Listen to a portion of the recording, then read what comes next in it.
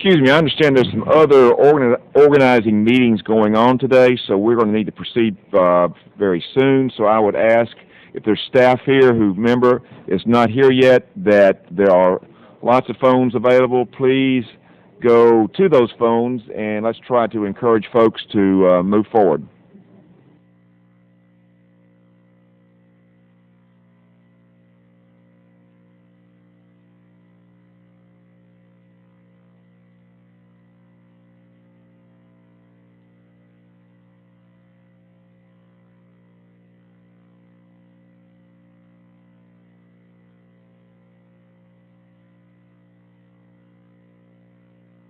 Good morning, everyone. The Committee on Science and Technology will be in order.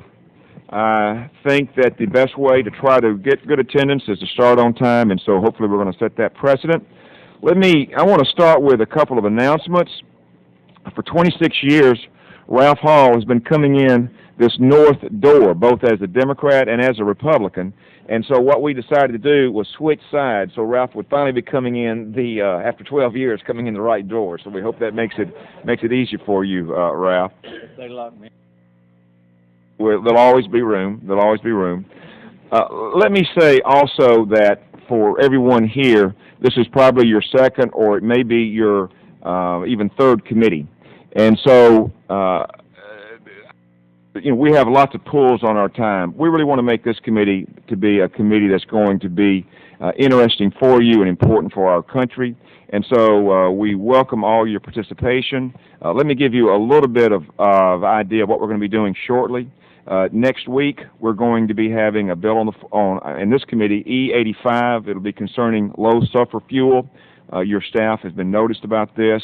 Very soon now, the President will be sending up his budget, and so we're going to have a lot to do, as we always do, in reviewing those budgets.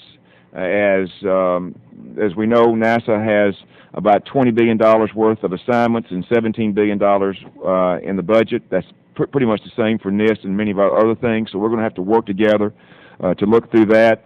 The competitiveness agenda is going to be very important for our country. I think, hopefully, you all remember a couple of years ago, Sherry Bowler and myself, as well as Lamar Alexander and Jeff Bingham, asked the national academies to do a review on competitiveness of America in the 21st century.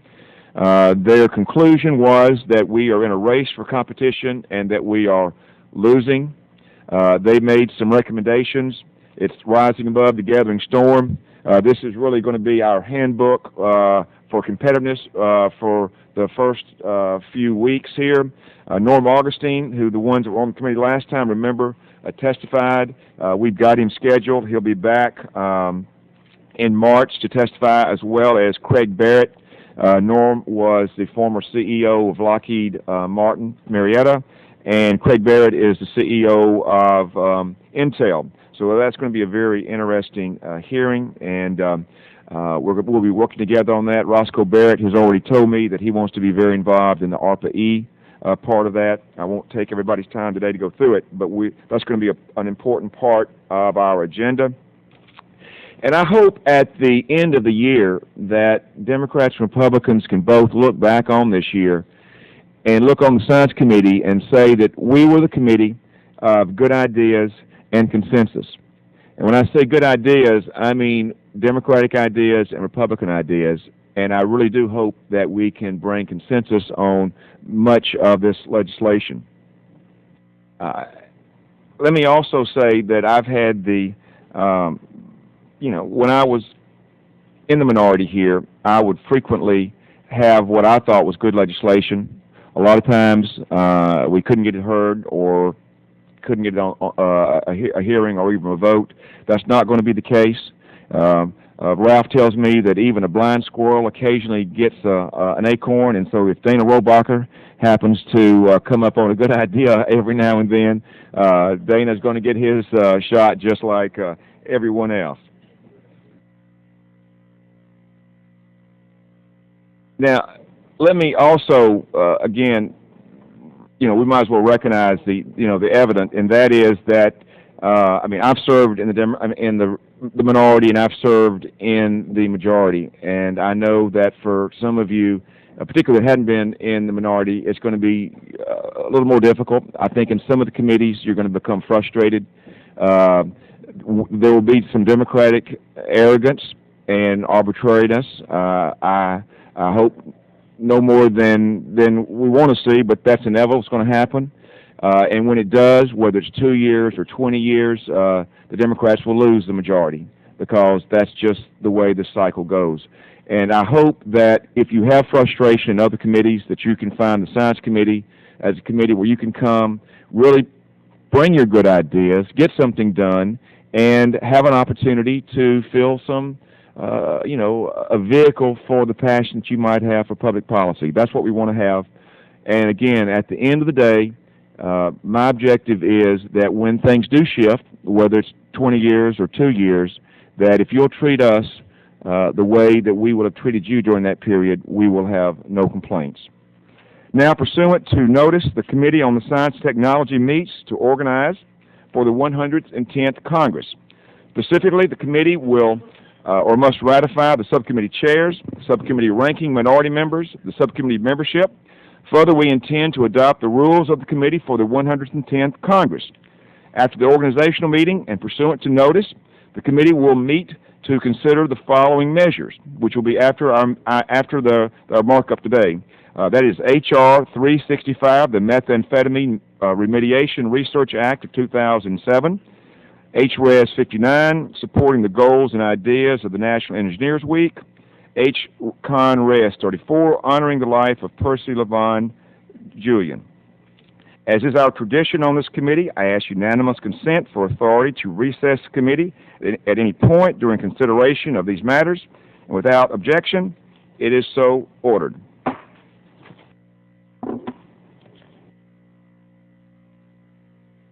We first take up the committee rules. The committee rules you have before you have been circulated to each of your offices with explanations and with the minor changes from the Science Committee rules of the 109th Congress. They are very similar to those rules. Most of the changes are made to bring our rules into greater conformity with current House rules. I would like to highlight and explain why we've made a few particular changes. The committee's subpoena rule has been changed, and I will speak more about that when we consider an amendment. In addition to those changes, 2 rule changes have been made which affect the ability of the chair to recess the committee. Rule 1J allows the chairman to recess the committee at any point. This incorporates the recess language Mr. Bowler asked unanimous consent for at the beginning of every committee meeting, in which we just did the same just a moment ago. Since this has become the committee practice, I feel that it will only make sense to incorporate the provision into the rules. Rule 1-J covers all committee proceedings up to the point where a record vote is ordered on the question of approving a measure. The new committee rule 2T allows the chairman to postpone proceedings after the record vote is ordered. There are limitations on this postponement power. First of all, once the roll call is begun, the chairman cannot suspend the vote. Second of all, when the committee meets after the postponement under this rule, the measure is opened back up for debate. This prevents the rolling and stacking of bills. Committee Rule 2T is almost verbatim from the House rules. I note that it is relevant. The House rule is 112H4A, was created by the Republican majority in the 108th Congress, and I simply place the Republican-created House rule into the committee rule. Now, what does all this mean? Let me tell you what the practical impact is here. If we had a situation where there were twice as many Republicans as Democrats here for a vote on some kind of amendment, and if the majority was afraid that we were going to lose that amendment and we felt strongly about it, we have 2 options. One option would be to keep the vote open for 20 minutes, for 2 hours, for 2 days, till we went out and got all of our folks and brought them back in. As Ralph pointed out, we were talking about this the other day, that's really not a good way to do it, because you encourage folks not to attend meetings. The other way to accomplish it is for the chairman to be able to adjourn, and then we we talk about it, hopefully work out our differences, come back the next day or 2 hours later, and move forward. But again, once the vote starts, you can't start the vote. But this just allows the chairman to say, whoa, let's talk about this, and we'll start again. That is the direct the impact. Now I recognize Mr. Hall for 5 minutes to present his remarks.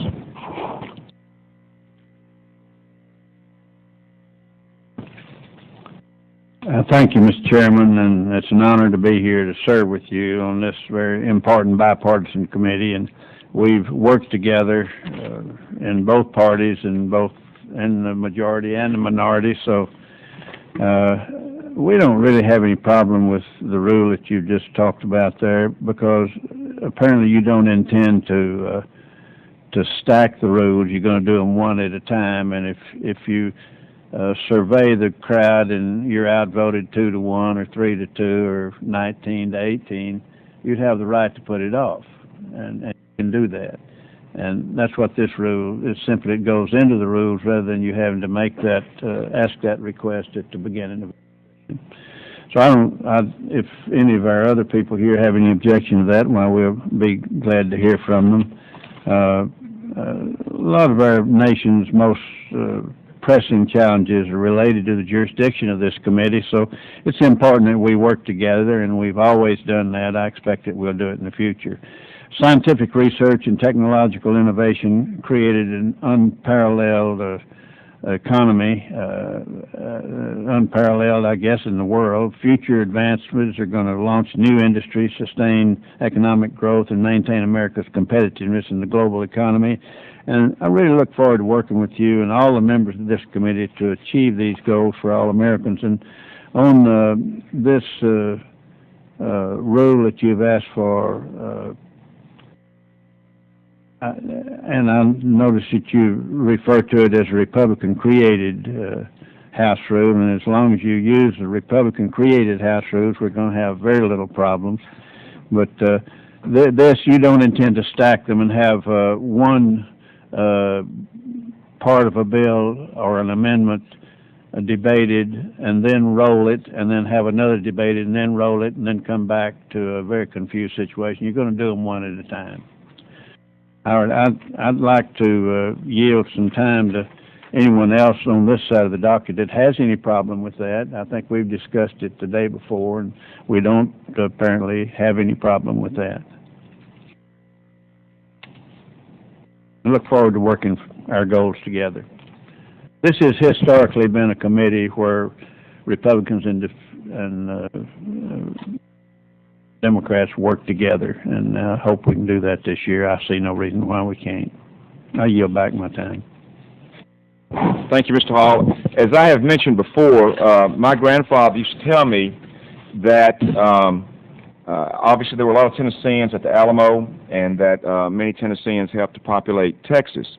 And he would tell me that every time the grand jury met in Tennessee, the population of Texas increased. And some of those were my relatives, I'm sure. So we're looking forward to working with Cousin Ralph and the other members of the Texas minority here. Talking about population increase, you mentioned Mr. Rohrabacher. You know, you're producing babies one at a time. He produces them 3 at a time, so I don't think we have any competition there.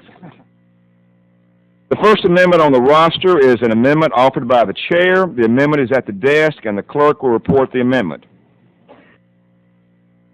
Amendment to Committee Rules, Amendment Rule 1C. I ask unanimous consent to dispense with the reading and without objection. Objection. And what is your objection? Okay, certainly. Amendment to Committee Rules, Amendment Rule 1C by substituting the following language. Power to sit and act subpoena power.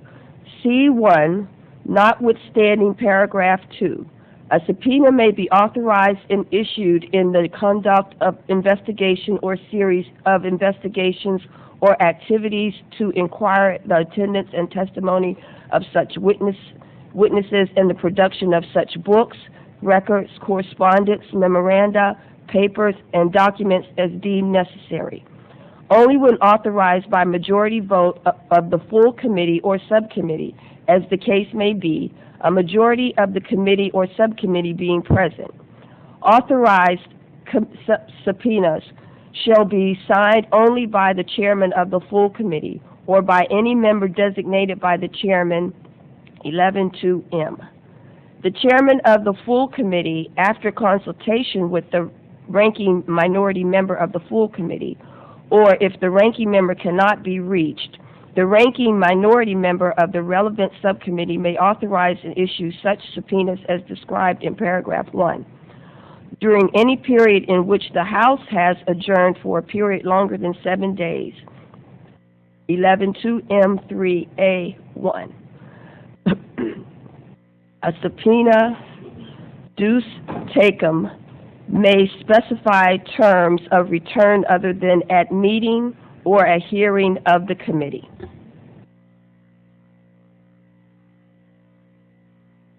Now I yield myself 5 minutes to explain the amendment.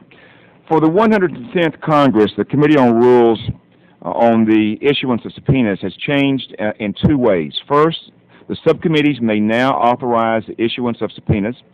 Second, during extended adjournments, the chairman now has the authority to issue subpoenas after consultation with the minority. These rules were changed to accommodate oversight which occur at subcommittees and to prevent oversight from being stalled during extended adjournments. I would like to point out that in relation to other House committees, our subpoena rule is very similar to the Energy and Commerce Subcommittee's rule from the 109th Congress. The only difference is that the recess subpoenas may be issued by the chairman only after 7 days of a recess, opposed to 3 days recess contained in Energy and Commerce. Now let me be more practical with this. As we look over our rules, I ask our council to look at the rules of the House as well as the other committees and try to get best practices.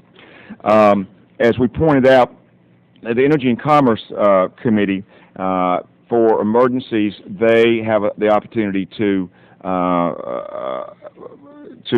have subpoenas during a period of recess. They do it 3 days. In other words, a long weekend. That to me is not an emergency.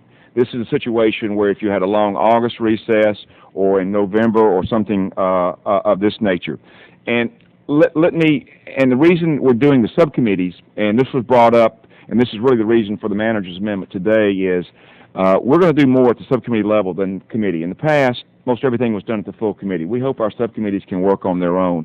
And our Democratic caucus, the subcommittee chairs said, well, if we're going to be doing this work, we would like to also be able to have the subpoena power. The bottom line is this. No subpoena can come out of this committee that is not signed by the chairman. I do not want the Science Committee to be thought of as the committee of witch hunts. I want it to be the committee, as I've said, of good ideas and consensus. There will be some oversight this year. There may be necessary for subpoenas. All of you were here, and we saw the multi-billion-dollar waste in NEPOs. When we see waste in the federal government, it means that there's some other good cause that can't be done. On my watch, and I hope your watch, you don't want to see another NEPOs. So there will be oversight. This is not a trick to try to develop some type of an extensive, again, investigation oversight, but we will do our job, and that's what we're called upon to do. With that, I yield back my time. Does any other member wish to be recognized? Mr. Chairman, I'd like to... The gentleman from Texas recognized for 5 minutes. Yes.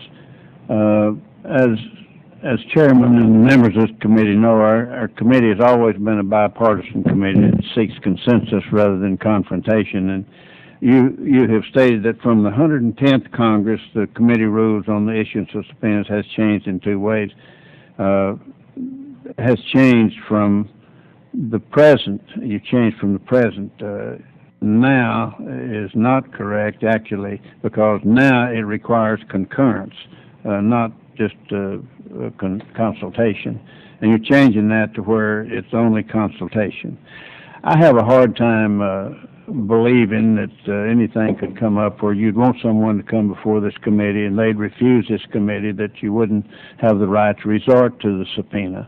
However, it seems to me it'd be better and more amiable to have a consultation and both of us agree. I can't imagine a situation where I wouldn't agree if the chairman wants them before it, because you're acting for the majority. You have the right to have a vote on it, and we know how that vote would come out.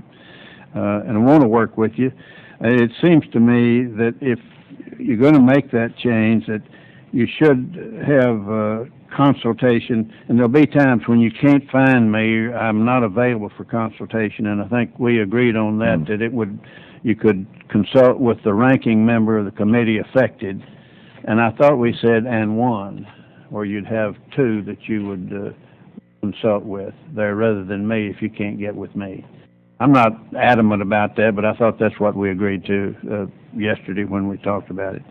It required sometimes talking to the ranking member of the subcommittee affected will cure it, but I thought we agreed that it would take two members of the ranking committees for the consultation, if consultation's all there's going to be. But I'd like to hear from some other members on this side as to what their idea about consultation rather than confrontation. If the gentleman would yield, then we'll provide 5 minutes for anyone who would like to speak. If there was we did talk about this. If there was a misunderstanding, I want to apologize.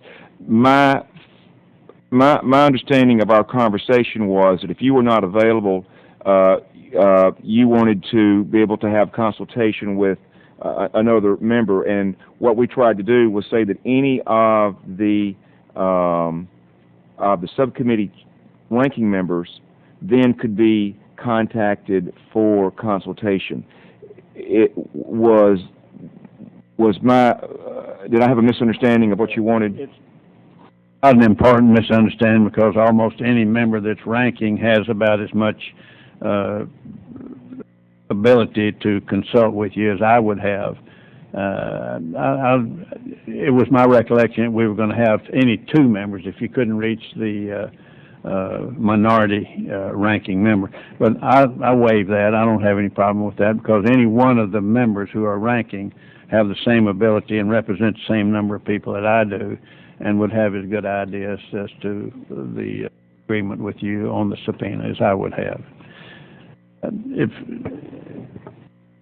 With the knowledge that you have the votes to change the rule, I'd like to hear from some members, and I'll yield part of my time to anybody on this side who wants to have some suggestion about it. Mr. Chairman?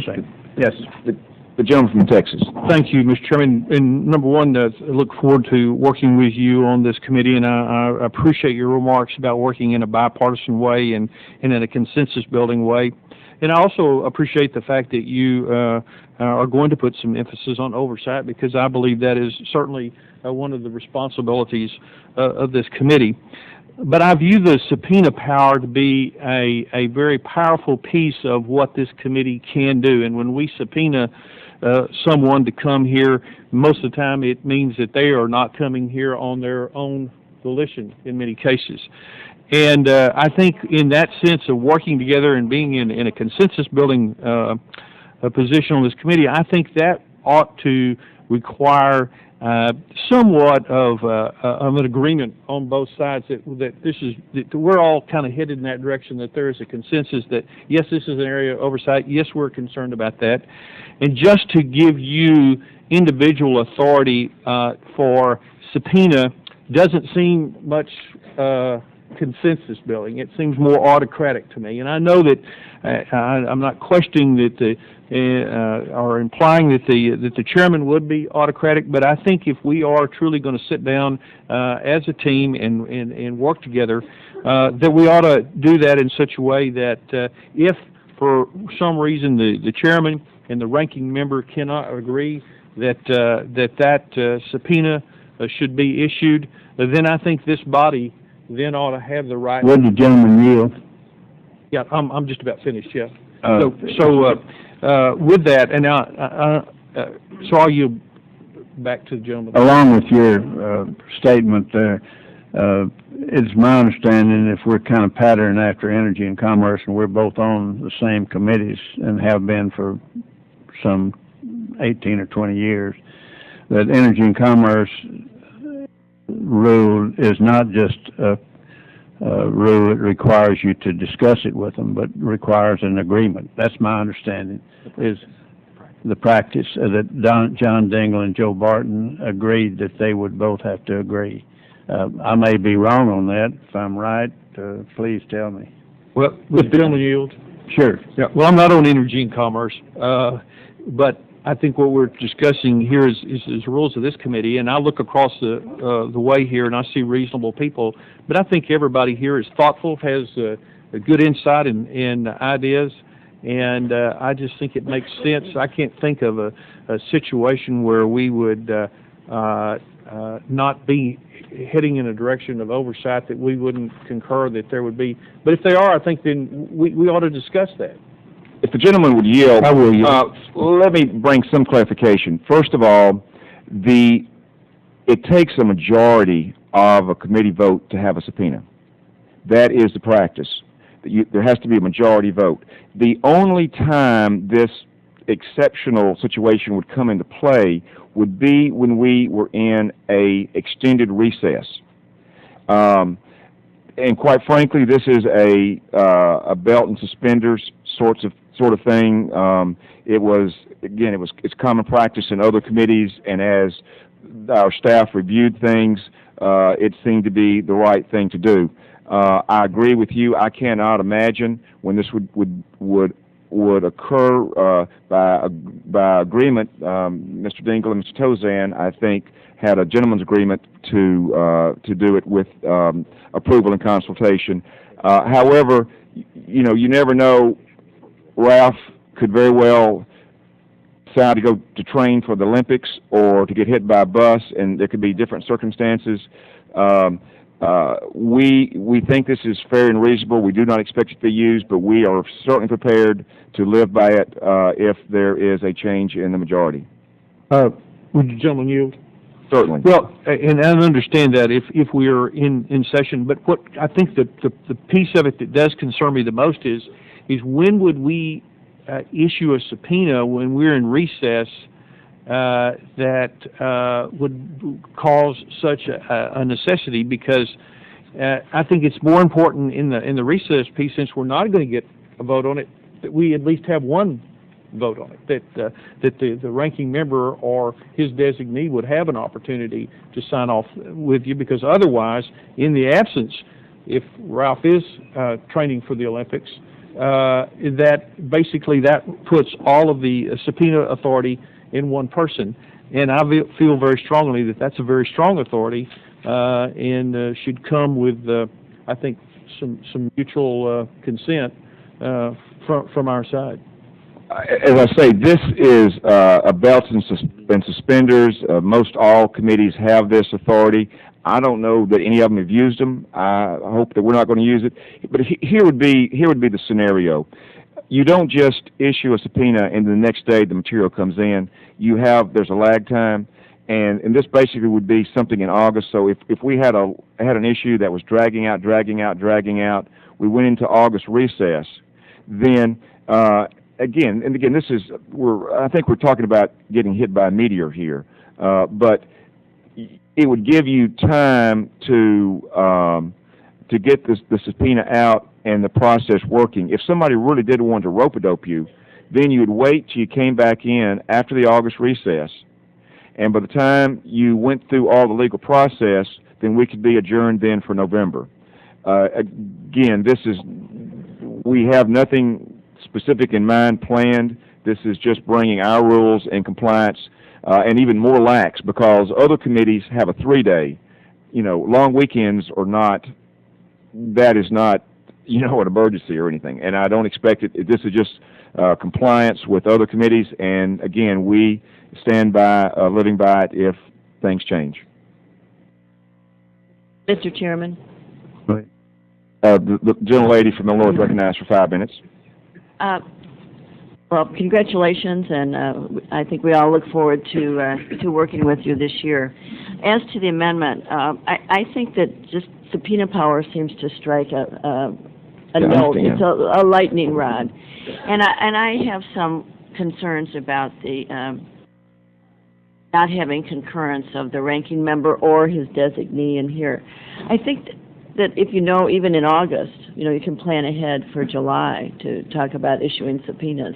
I can't think of the time to do it.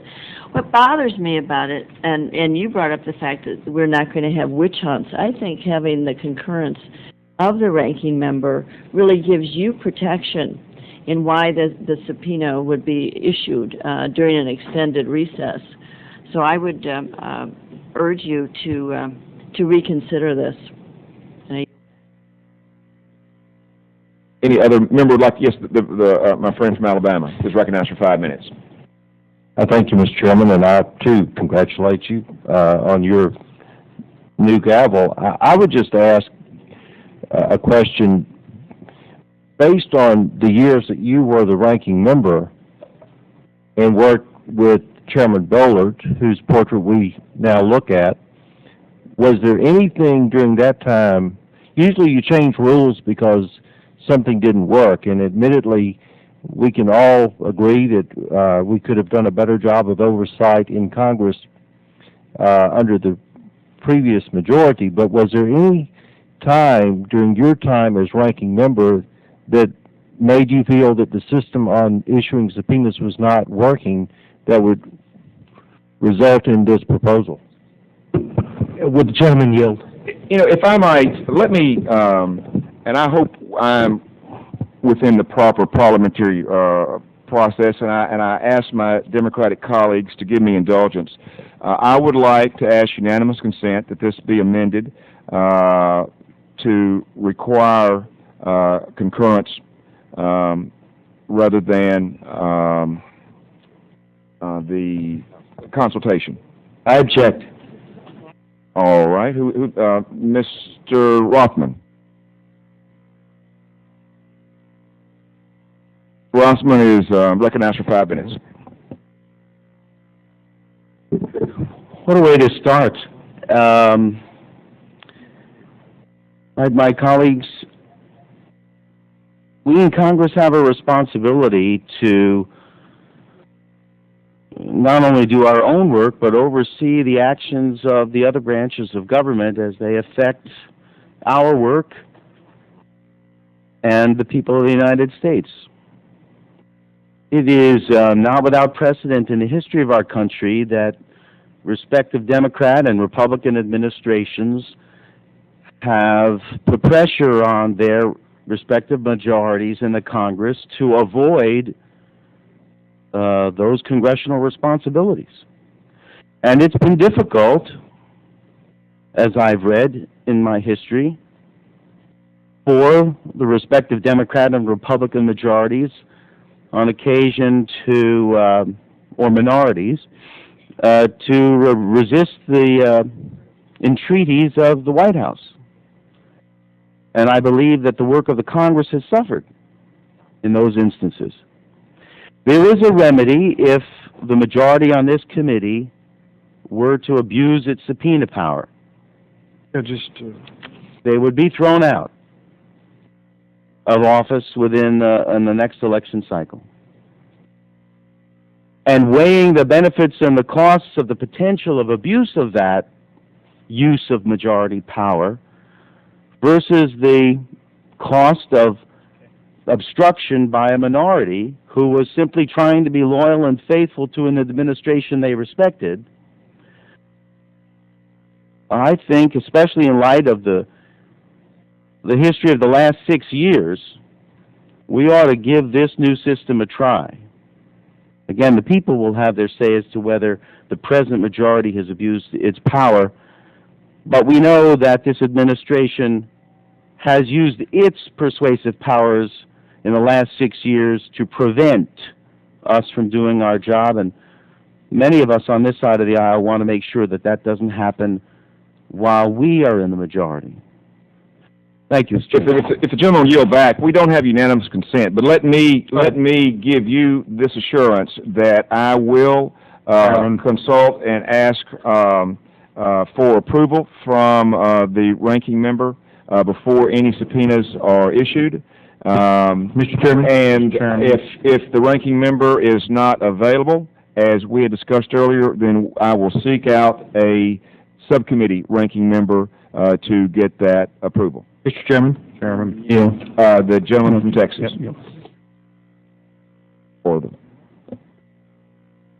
And that amendment would be to strike after consultation and insert with written consent of the ranking member.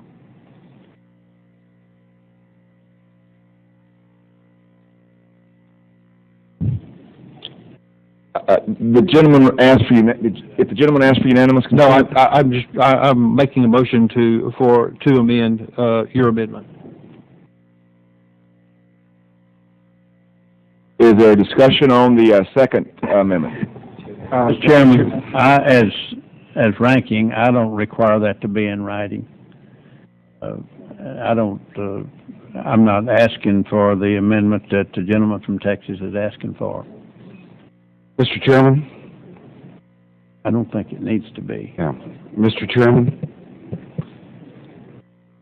Gentleman from California, I recognize for 5 minutes. I take the chairman's commitment to heart. I think this is a totally needless amendment, and appreciate the chairman's willingness to work with us right off the bat, and would oppose this amendment. Would you gentlemen yield? Has the amendment been filed at the desk, Mr. Chairman? As the clerk, has the amendment been filed at the desk? No, we do not have an amendment. And I'll ask our counsel, is the amendment in order? Mr. Chairman. Mr. Chairman. The gentleman from California is recognized for 5 minutes. I've dealt with the chairman over the years, and I know him to be a man of his word, and I take you at your word that you will consult with either the ranking member, the ranking committee that has jurisdiction on the issue that would More than consult. It'll be more than consult. and require an agreement. So I take it your word on that, sir. And we've got a lot of attorneys on this committee, so. And interesting enough, we don't deal a lot in legal affairs, but today it seems that we are. But I would hope we can move on. Thank you. Mr. Chairman, on this side. The gentleman from Georgia. Mr. Chairman, thank you. It seems obvious to me and very clear that the chairman and the ranking member have come to an agreement on this issue. I understand the concern of the gentleman from Texas in regard to his amendment, but as the ranking member has stated, I think it sort of the agreement that the chairman has reached with the ranking member verbally has made that amendment a moot point, and I would certainly recommend that we move on, and I commend the chairman for his willingness to cooperate in that regard. The gentleman yield. Would be glad to yield the ranking member. And I would add to that probably I would be more insistent upon subpoena powers than the chairman would be. I don't think we'd have any problem on working that out. And I assure this chairman that I have high regard for this Tennessean. I've worked with him for some 18 or 20 years, and I don't believe he'd go on a witch hunt, as I don't want to go on a witch hunt. I think we got bigger things to do. I don't see this as a question. Either way it goes, you can outvote us and put the wording you want in there. We can have our agreement. I'll honor either way. If the gentleman yield, one other option would be for the gentleman from Texas to withdraw his amendment. Mr. Chairman, I will withdraw my amendment. I certainly want to be clear here that was not my amendment. Doesn't have anything to do with thinking whether the chairman would keep his word or that he is off on any kind of agenda. I just learned a long time ago in business that you make all of your deals up front so that down the road, when there is a misunderstanding, that you try to avoid those. And I fully expect great cooperation between the ranking member and the chairman, but I guess it's just the old businessman in me that I try to get all of the misunderstandings or potential conflicts out of the way in the front. But with that, with the word of the chairman that he will consult with the ranking member, I withdraw my amendment. If the gentleman would yield, let me say this has been a constructive conversation, and I think we have a better committee about going forward with this. So all in favor say aye. Opposed say no. The ayes have it, then the amendment is agreed to. Mr. Chairman, may I make one statement? The gentleman from Texas is right in his request, because I've always heard that an oral agreement's not worth the paper it's written on. But we now have an agreement. We're working together. We're starting out working together, and I think we'll wind up this year working together. And I thank the members on both sides. I move that the committee adopt the rules for the Committee on the Science Technology 110th Congress as amended. All those in favor say aye. All those opposed say no. And the chairman of the ayes, the chairman, in the opinion of the chair, the ayes have it. The roster before each of you set forth subcommittee chairs and Democratic membership and ratios for each subcommittee. By order of the Democratic Caucus of the House Committee on Science and Technology, I ask unanimous consent that the committee ratify those rosters. Without objection, so ordered. Let me also point out that those rosters, we have the photographs that will be in your packet. We also have packets of the staff. And let me make a quick comment about the staff, if I could, please. It's always a difficult transition going from the majority to the minority. The minority has to reduce its staff. The majority has responsibility of picking up good staff for everyone. In doing this, months ago, I went to Chairman Bowler as well as David, the Chief of Staff, and told them to please let their staff know that anyone who wanted to review or have an opportunity to join our staff would have the first chance. We interviewed several. We have hired 7 of the former Republican staff, which is about half of the new staff that we have. It was made our staff better. I want you all to know that those faces are familiar. Hope you're going to be comfortable with them. This committee staff serves us all. Also, we're not completely staffed up now, so we have a couple of slots left.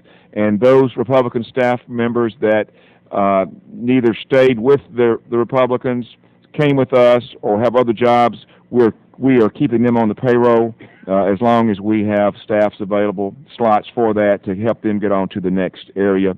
I think that's the right way, and we're all better for it.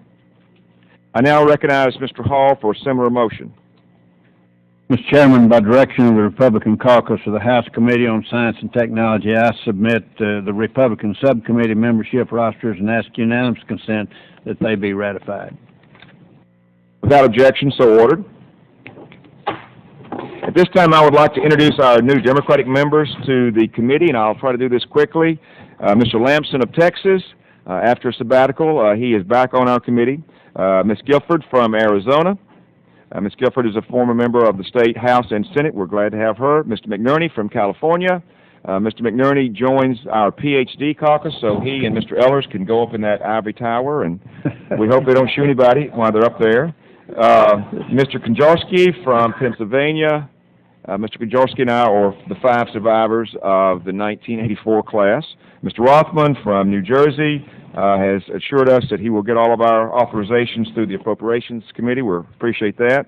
Mr. Ross of Arkansas. And I will, just a quick note, I was telling our members yesterday in our Democratic caucus, the history of the Science Committee is that when the Russians launched Sputnik in 1958, Congress reaction was in they did in 57. In 1958, Congress set up a select committee on science and technology.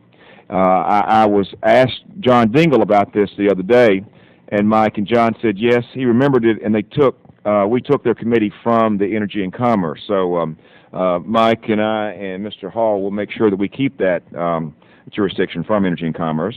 Mr. Chandler from Kentucky will also help us with appropriations. Mr. Carnahan from Missouri comes back as a temporary member. Mr. Hill from Indiana, another sabbatical. We're glad to have you back with us, Baron. Mr. Mitchell from Arizona, both was the mayor of Tempe as well as a state senator. And Mr. Wilson from Ohio also brings state senate credentials. Thank you for joining us. I now recognize Mr. Hall to introduce the new Republican members of the committee. I thank the gentleman for the opportunity to introduce our new committee members. I'm very pleased to welcome Mr. James Sensenbrenner, Wisconsin, and Mr. Phil Gingrey of Georgia back to the Science and Technology Committee.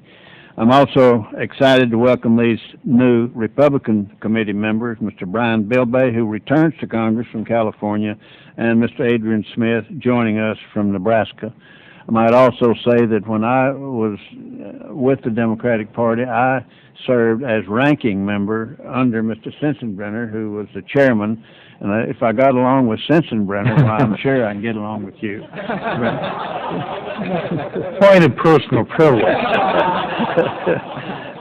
Yeah, go ahead. I yield back my time. We welcome all our new members to our committee. Now, pursuant to the committee rules 2H, I hereby designate the Honorable Daniel Lipinski as Vice Chairman of the Committee on Science and Technology. The Vice Chair shall preside over the meetings of the committee in my absence. This concludes our full committee organizational meeting, and we will now take up H.R. 365. We will now proceed with the opening statements, and I yield myself 5 minutes. Many of our committee members will remember this bill from the 109th Congress when it passed through the committee and the House unanimously.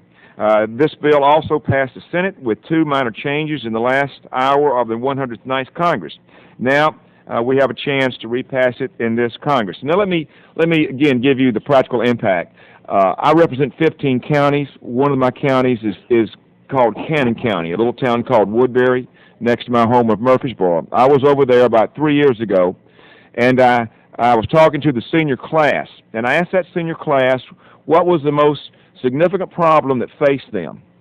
And I expected them to say getting a job or getting a date or something you would expect from an 18-year-old. They said the most significant problem facing them was methamphetamine. This was a wake-up call for me. I think this affects all of our communities. Like a lot of things, it started in California, but it has worked its way over. I want to stress H.R. 365 is not a federal mandate.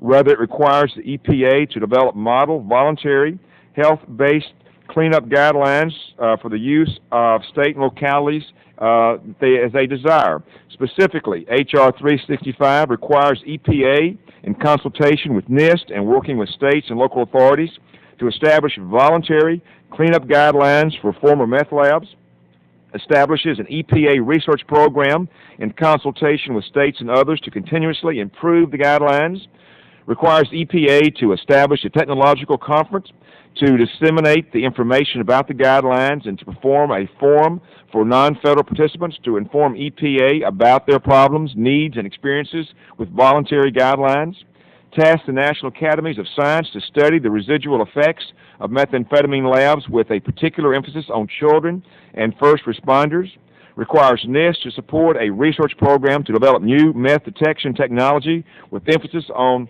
field kits, ensures that the legislation does not override any existing EPA regulation authorities, and authorizes a total of $5 million for EPA and NIST to carry out these activities. That is a bargain. In the last Congress, this bill was endorsed by the National Association of Counties, National Sheriff's Association, the Fraternal Order of Police, the National Narcotics Association Coalition, the National Association of Realtors, the National Multi-Housing Council, and the National Apartment Association.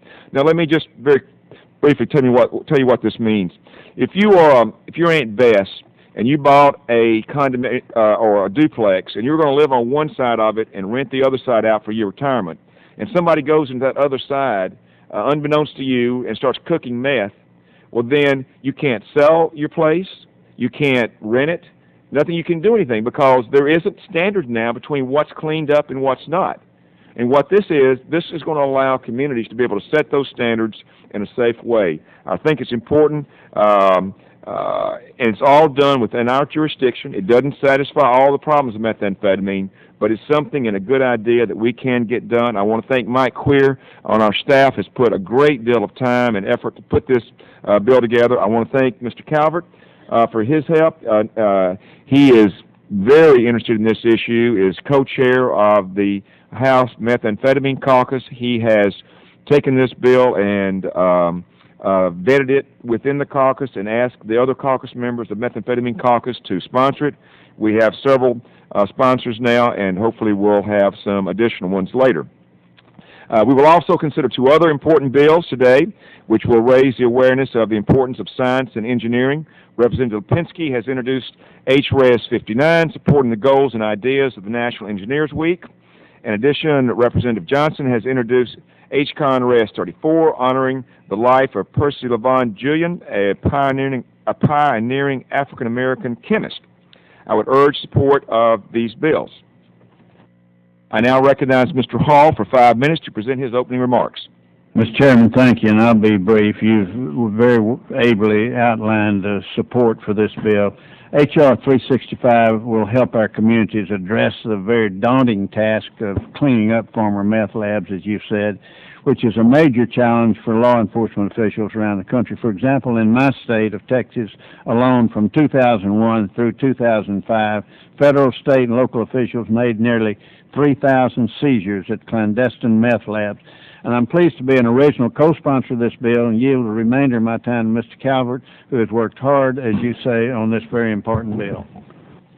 Thank you, Mr. Hall. I'm certainly proud to join you and Chairman Gordon and Mr. Wu as the lead co-sponsors of H.R. 365, the Methamphetamine Remediation Research Act of 2007. As the chairman pointed out, I'm the co-chairman of the methamphetamine caucus of the House. We have over 100 members. Those new members here may want to join that. This is unfortunately a scourge that is all over this country and affects millions of people adversely. And so I think this is a great step forward. I'm certainly proud to support you in this endeavor. And we were trying to get this passed last year. We didn't succeed, but hopefully it'll succeed this year. And with that, Mr. Chairman, I yield back the balance of my time. Representative Hooley from Oregon is recognized for 5 minutes. Thank you, Mr. Chair. For those, methamphetamine started on the West Coast and moved east, unfortunately. It's an issue that I spent a lot of time working on, and because of the highly addictive nature of the drug, but also because of the ease of production and the danger of toxic chemicals used to manufacture it, this is something that we absolutely need to do something about. These toxic chemicals can cause significant property damage, from residual contamination in the floors and walls of a house to fires and even explosions. Not only are the chemicals used to make meth highly flammable and toxic on their own, but it's estimated for every pound of meth produced, 5 to 6 pounds of toxic waste are produced as well. A meth addict doesn't care where these toxic chemicals end up, often dumping the waste down the drain, into the ground, leaving it contaminate community soil or water supply. Oregon has been a leader in developing standards for the cleanup of meth labs, setting standards for decontamination, and certifying that a property has been cleaned by a state licensed contractor. But we need a consistent federal standard that is based on research and best practices.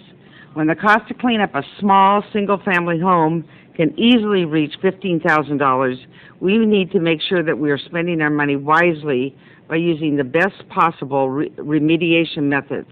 This bill will help us do just that by establishing voluntary guidelines based on the best currently available scientific knowledge for the cleanup of meth labs. Last Congress, we took great strides in the fight against methamphetamine by establishing controls on the precursor chemicals used to make meth both domestically and internationally. But the fight against this drug is not over, and we must ensure that our communities have the resources and information they need to clean up the toxic chemicals endangering our neighborhoods. And I yield back the remainder of my time. Let's get this bill done. Without objection, all members' opening statements will be placed in the record. Does anyone else like to be heard? Mr. Chairman? The gentleman from Oregon, Mr. Brown. Actually from Washington, but that's all right. I look a lot like Mr. Wu. I think that's an easy mistake.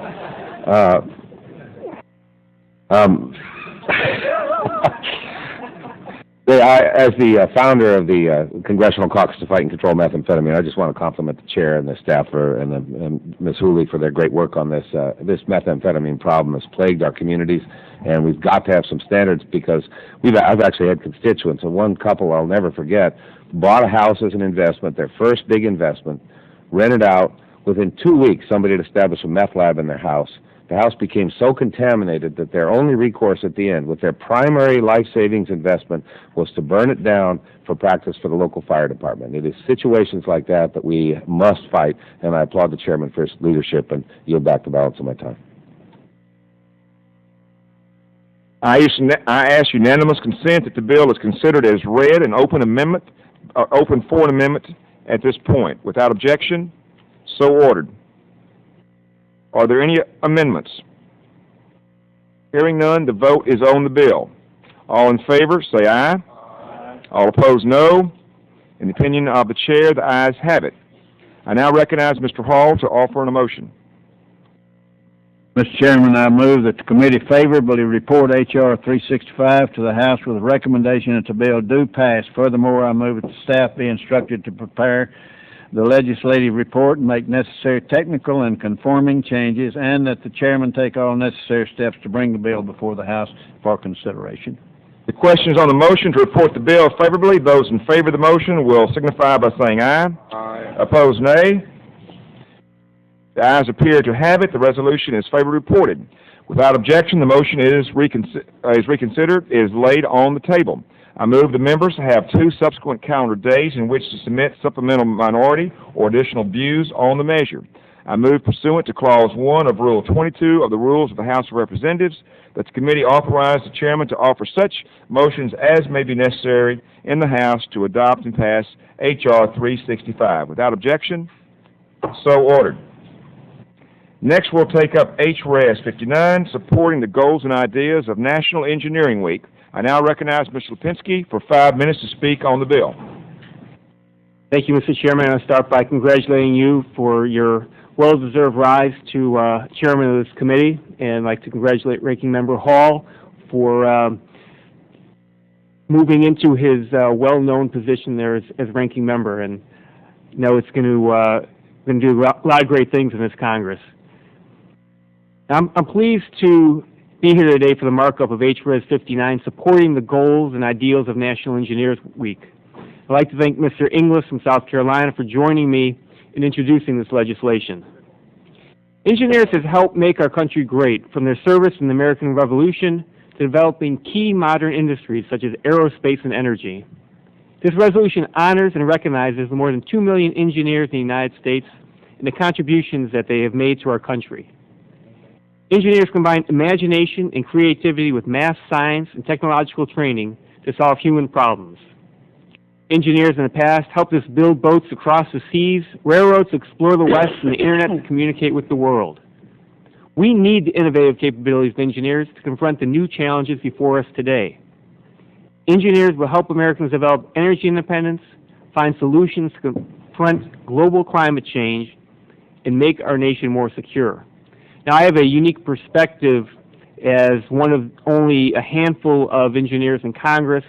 We probably have more lawyers on this committee than we have engineers in Congress. I know last Congress I was one of 9 House members with engineering degrees. I'm not sure how that's changed this year, but I do know that we have added at least one engineer to the House and this committee, Jerry McNerney from California, and we're very fortunate that he brings his engineering expertise to our committee. Certainly, his engineering expertise is far outshines mine, so I want to welcome Mr. McNerney to this committee. Unfortunately for America, this country is falling behind others in engineering. U.S. students continue to score below international averages on math and science tests, and we are failing to graduate enough engineers, especially compared to countries such as China and India. The exact numbers on that, there's some debate over, but there's no question we are behind other countries in graduating engineers.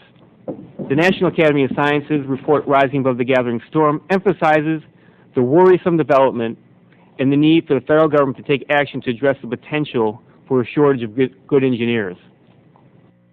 We must do everything we can to encourage and inspire future engineers, and National Engineers Week is one step to accomplish this goal. National Engineers Week has inspired future engineers for more than 50 years. It aims to raise public awareness about engineers' contributions to society and our quality of life. Founded by the National Society of Professional Engineers and including more than 100 society, government, and business sponsors and affiliates, including Boeing, the American Society of Mechanical Engineers, the American Society of Civil Engineers, National Engineers Week draws upon local and regional experts to promote high levels of math, science, and technology literacy. Annually, it reaches thousands of parents, teachers, and students in communities across the country. From national and regional engineering competitions, such as Future City Competition, to events such as Introduce a Girl to Engineering Day, National Engineers Week helps inspire the next generation of American engineers and scientists. I'd like to thank all the engineers who have contributed so much to America and to honor them for their commitment to continue working to better our society. We certainly need more engineers in America for our economic security, our national security, and certainly one of the biggest challenges, as I mentioned, is global climate change to address that. And I encourage all my colleagues to support H.Res 59. And thank you, Mr. Chairman. I yield back the balance of my time. I'm pleased to recognize Mr. English for 5 minutes to present his opening remarks. And start by congratulating Mr. Lipinski on the vice chair role here on this committee and celebrating this bill that I'm happy to be on with him. 1951, the National Society of Professional Engineers established National Engineers Week. The purpose of the week is to increase understanding of and interest in engineering and technology careers and to promote K through 12 literacy in math and science. It also showcases the contributions that engineers have made to society. It's celebrated typically during the week of George Washington's actual birthday, which is February 22nd, as he steered our nation toward technical advancements, invention, and education. Among many other credits, George Washington had an order made at Valley Forge for more engineers and engineering education, which led to the creation of the U.S. Army Engineers School.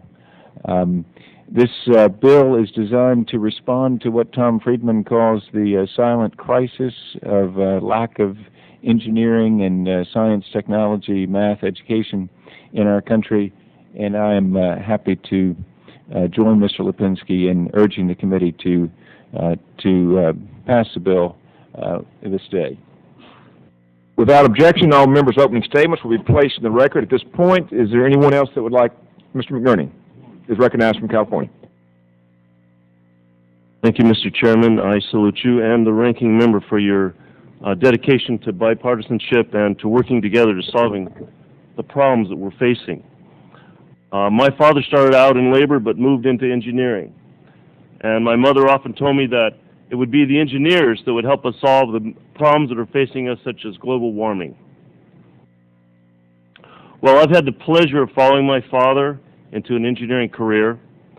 And I can tell you that some of the most rewarding moments of my life were in pursuit of engineering goals. And I've also noted throughout my career that engineers are among the most ethical and hardworking people that I've had the pleasure of working with in any pursuit. So I think this is a very important bill because it will help encourage our young people into this field of engineering. And I agree wholeheartedly with my mother that it will be the engineers that help us solve these problems of transportation, global warming, and many of the problems that face us in our nation. And I urge everyone to support this bill. Thank you. Any other comments? I ask unanimous consent that the bill is considered as read and open to amendment at any point. Without objection, so ordered. Are there any amendments? Hearing none.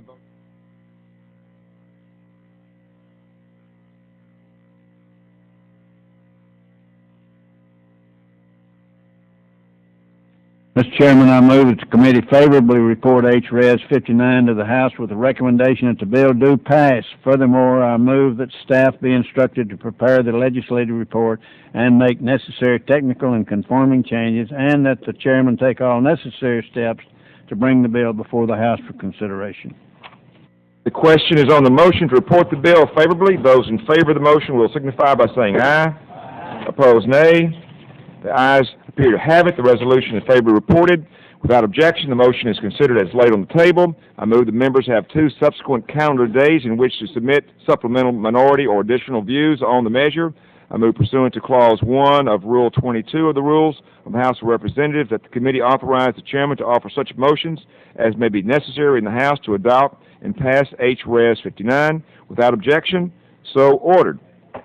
Honoring the life, next we'll take up House Res H34, honoring the life of Percy Lavon Julian.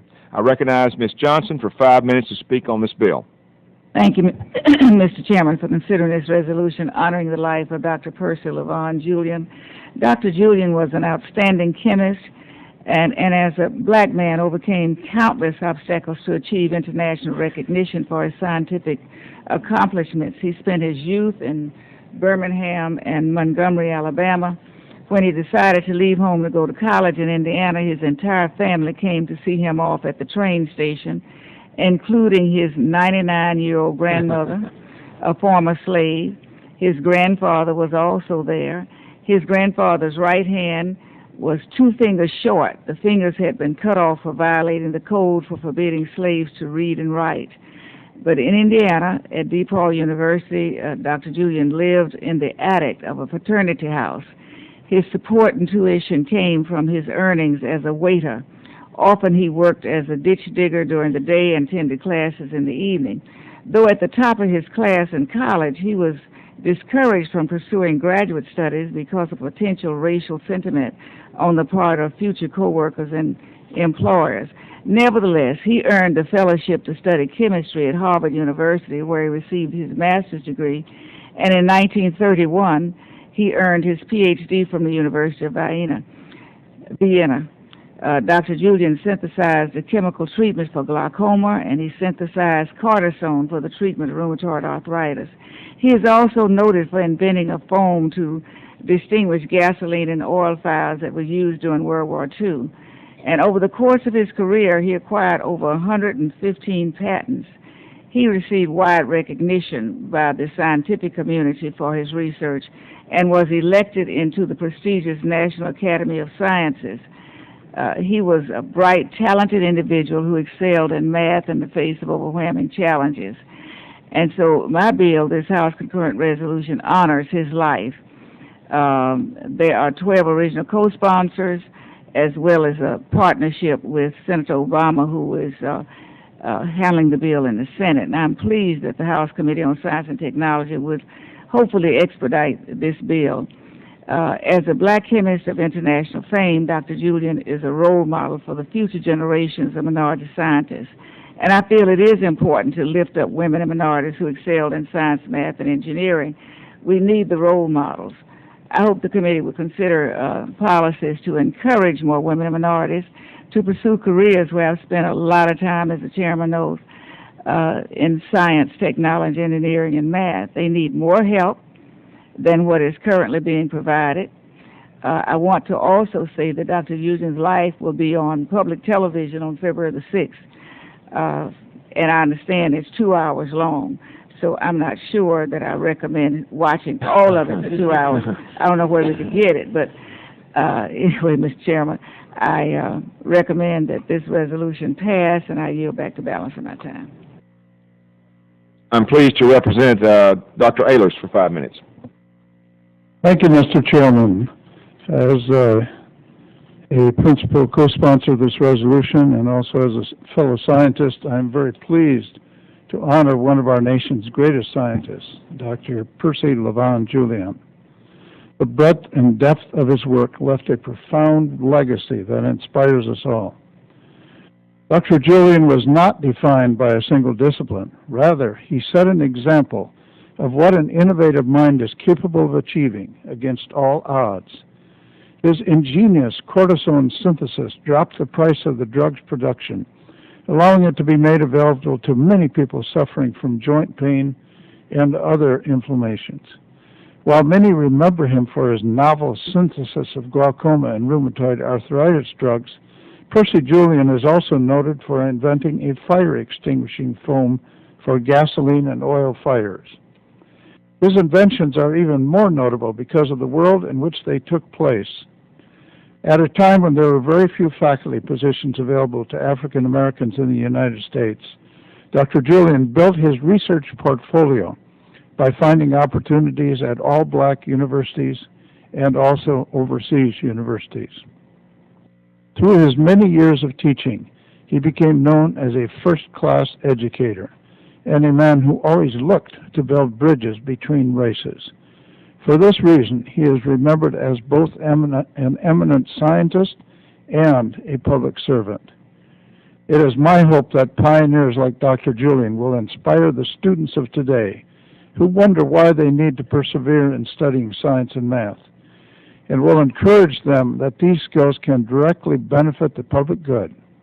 Today, we still do not have minorities and women well represented in science, technology, engineering, and math fields. Despite efforts to reverse these trends, in the last 10 years, the percentage of black engineering undergraduate students has steadily declined. While the minority share of advanced degrees in science and engineering is improving as a whole, the physical and computer sciences disciplines still suffer dramatic underrepresentation by women and minorities. I am pleased the committee is considering this resolution. I thank my colleague, Mrs. Johnson, for introducing the resolution, and I urge its adoption. Thank you, Mr. Ellers. Without objection, all members' opening statements will be placed in the record at this point. And let me thank Ms. Johnson also, not only for entering this resolution, but more importantly, for her many years of tireless work in trying to move forward minority and women into these fields. It's important. This committee will continue those efforts, and I appreciate Ms. Johnson's leadership there. I ask unanimous consent that the bill is considered as read and open to amendments at any point, without objection. So ordered. Are there amendments? Hearing none, the vote is on the bill. H.Res. 34. All those in favor say aye. Aye. All those opposed, no. In the opinion of the chair, the ayes have it. I now recognize Mr. Hall to offer a motion. Mr. Chairman, I move that the committee favorably report H.Con.Res 34 to the House with the recommendation that the bill do pass. Furthermore, I move that the staff be instructed to prepare the legislative report and make necessary technical and conforming changes, and that the chairman take all necessary steps to bring the bill before the House for consideration. The question is on the motion to report the bill favorably. Those in favor of the motion will signify by saying aye. Opposed, nay. The ayes have it. Without objection, the motion to reconsider is laid on the table. I move the members have 2 subsequent calendar days in which to submit supplemental minority or additional views on the measure. I move pursuant to Clause 1 of Rule 22 of the Rules of the House of Representatives that the committee authorize the chairman to offer such motions as may be necessary in the House to adopt and pass H.Con.Res 34. Without objection, so ordered. Let me thank the hardcore for sticking with us through this meeting. And this, Mr. Chairman? Mr. Chairman, just a personal privilege here. I want to congratulate you on your chairmanship and also wish you a happy birthday. Well, thank you. This is a good way this is my best birthday present today. Thank you. And this concludes our full committee markup.